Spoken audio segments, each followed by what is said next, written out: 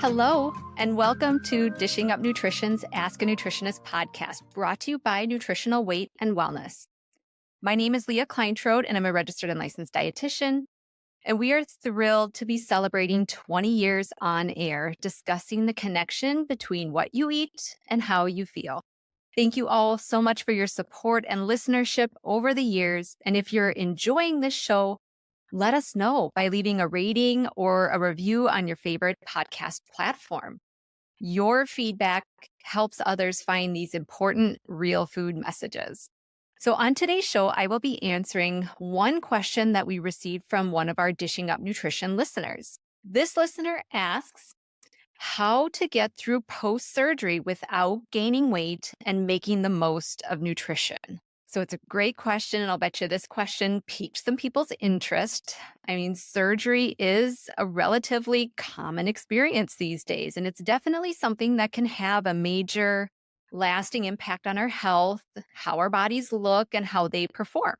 I will say we did a wonderful Dishing Up Nutrition show back on March 5th of 2024, so just this year, about healing fast from surgery. So I really encourage listeners to go back and give that episode a listen in conjunction with this mini episode.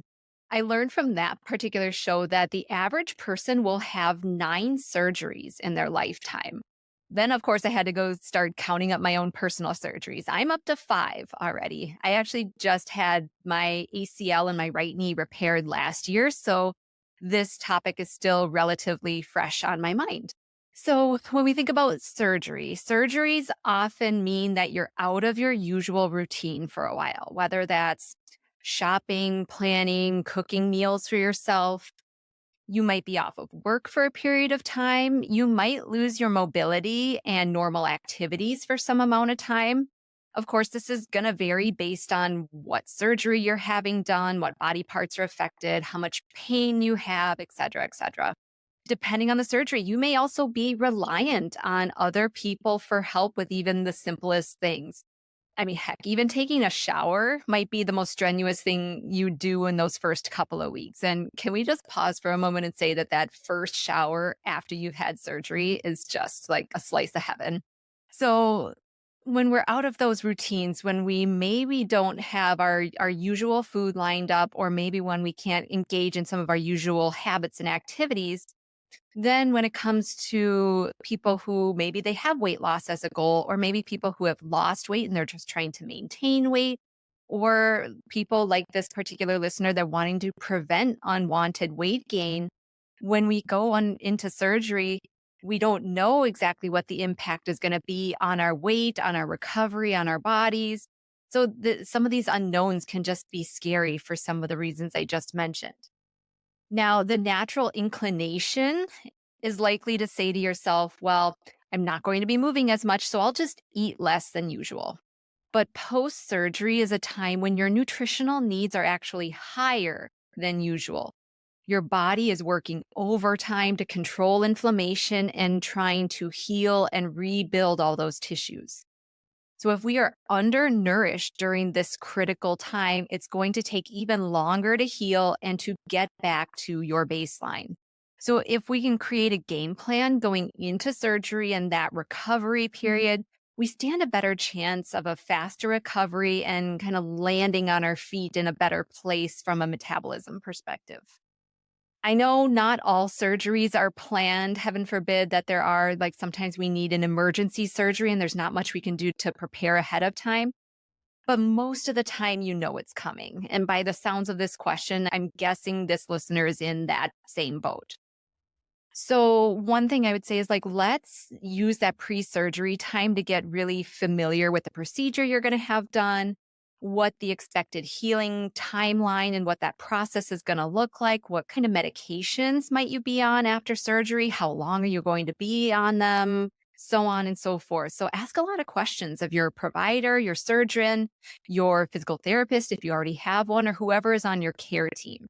We can never foresee exactly how things will go, but oftentimes the more information you have going into it ahead of time, the better you can plan. So once you know what the process is going to look like, it's going to be easier that you'll be able to start making arrangements for that post-surgery period. And as I was thinking about this question, it kind of brought me back to when I was preparing for my babies to arrive, both of them. If you know you have a couple of weeks or even a few months ahead of you before surgery, this would be a great time to do some meal prepping and to freeze some meals ahead of time. This would be a huge help for especially that immediate post-surgery time frame when all you have the energy to really do is heat something up in the microwave. Depending on the extent of the surgery and the recovery process, you or maybe your spouse or your coworker or a friend or a neighbor, somebody might want to organize a meal train for those first few weeks after surgery just to take some of that food prepping and cooking burden off your plate. If you're able to ask people as part of that meal train, or even if there's just people that are offering to help, oftentimes people respond well to a little direction. So if you ask people, say, hey, use the Nutritional Weight and Wellness Cookbook or go on their website, I trust their recipes. You can guide people towards some of those resources. So you know that the food you will be getting will be real food, it'll be packed with protein, and it'll be well balanced. So I love our hamburger soup recipe, the pot pie soup recipes. Those ones are great. A chili works most of the time. Egg bake, the wild rice meatloaf recipe, which that recipe can be made either into a form of a meatloaf or can transition into meatballs. So that one's a really versatile recipe. Our beef shepherd's pie recipe, like all of these would work really well, like to cook up in a large batch. And these would be things that could be eaten over the course of several meals or things that could work really easily to throw into the freezer and bring out, either in a couple of days or a couple of weeks or even a few months later. So there's so many good recipes out there that can be made in large quantities and frozen. Another great idea that I think for most people would be to make a batch or two of some protein smoothies ahead of time. And again, either keep a couple in the freezer or put some in the fridge if surgery is coming up really soon. This is great because sometimes after surgery, we lose our appetites or we might feel nauseated or like we just might be affected by the amount of pain that we're in or some of the medications that are on board. So, protein shakes can be an easier way sometimes to get nutrition in versus chewing on like a piece of steak or something like that. Protein is so, so, so crucial after surgery for tissue healing. So this would be, again, a protein powder being used in a protein shake would be an easy way to get that in. So protein is crucial for healing, but it also helps us feel full and satisfied. And I can't count the number of times that it really just turns the dial back on sugar cravings and more of those processed food cravings when we have adequate protein. So when we have enough protein on board, we're less likely to get snacky and crave that bag of chips or the salsa or mindlessly eat M&Ms while we're just chilling out on the couch. And on the subject of protein, this would also be a great time to mention collagen. So whether it's in a powder form or through homemade bone broth, collagen is the main protein that makes up our soft tissues and our skin. So it becomes a really special kind of protein when we're talking about healing tissues, healing skin, scarring, things like that after a surgery.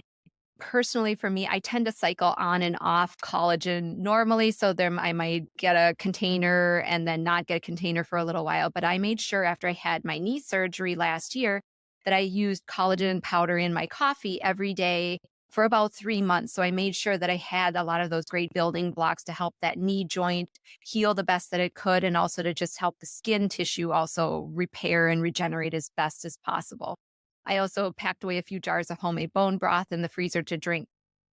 And if you like bone broth, but not necessarily drinking it straight from a mug or something like that, this would be another great opportunity to use it in a soup that you're going to make and then store in the freezer or have at a later time. So before I continue on, I'm going to pause here and take a quick break. And when we return, I'll share a few more tips about how to navigate and nourish your body after surgery.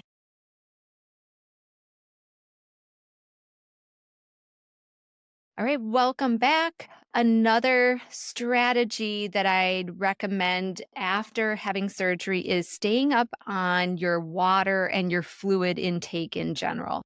So, usually during surgery and post surgery, you're getting pumped up with a lot of IV fluids, sometimes more than you really need. And that's actually sometimes done on purpose because, if you don't drink a whole lot, maybe that first day or two after surgery, just because maybe you're a little nauseated or it doesn't feel good, like we're not going to get into a huge amount of trouble there. So again, you might have a little extra fluid on board coming out of that surgery.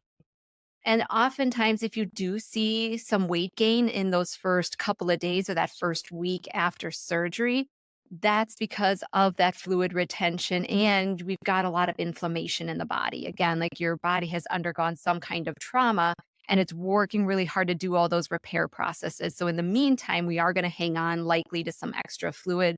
So, you really, if you are getting on a scale, in those first couple of days after the surgery, you might see that weight go up likely because of the fluids and the inflammation. And when you feel puffy, when you feel inflamed, or when you kind of feel heavier, like you're holding on to more weight than usual, the natural inclination may be to not drink as much water as you normally would. But you're going to need at least your baseline amount of water to flush out the anesthesia and the medications you're taking, as well as to help prevent constipation, which is a common thing that can happen after surgery. And especially some pain medications are well known for causing constipation. So this would not be the time to back off on the water. Drinking at least your normal baseline of water, and likely, if you're able to, getting in a little bit more would be a helpful thing. Again, this is where maybe the smoothies and the bone broths, or even one thing my kids love in the summertime is taking a smoothie recipe and then freezing it into popsicle molds. So that might be another thing that you could try, is making a smoothie recipe or two ahead of time, freezing it into popsicles, and then it's something to suck on while you're recovering. And you can bulk up with the water or the almond milk content in there a little bit so you are getting some extra fluids. This would not be the time to cut back on fluids. We want to keep up on those fluids. One thing that I did postpartum and that I've done before when I've had some other knee surgeries is I figure out where I'm going to be parking myself for the most part while I'm recovering. So that's, again, usually it's like the couch and the recliner and your bed and maybe like one other place. Maybe it's a sunny spot out on your deck. Kind of figure out the places where you're going to spend the most time recovering and relaxing, and put some extra water bottles in that space. So if you don't have somebody to at your beck and call to run and get you water and get you ice whenever you need it, just setting up stations around your house so you have those fluids available and you don't have to get up every single time might be another helpful way just to encourage you to get more of those fluids in. There's a lot of other things we could talk about, but I think one last little tidbit I'll drop in here is that this is a great time post surgery to love up on your liver and love up on your gut a little bit extra. As I mentioned just a moment ago, you've likely had anesthesia during your surgery. Now you have a cocktail of medications to help manage pain, even if it's only just the over the counter Tylenol and ibuprofen stuff. You might have medications on board to prevent you from getting constipated. You might have needed to take antibiotics either before surgery, during surgery, or after surgery to prevent an infection. So, your liver and your gut, your kidneys to an extent also bear the brunt of detoxing these things from your body. So, this is where drinking plenty of water and bone broth, again, definitely come into play.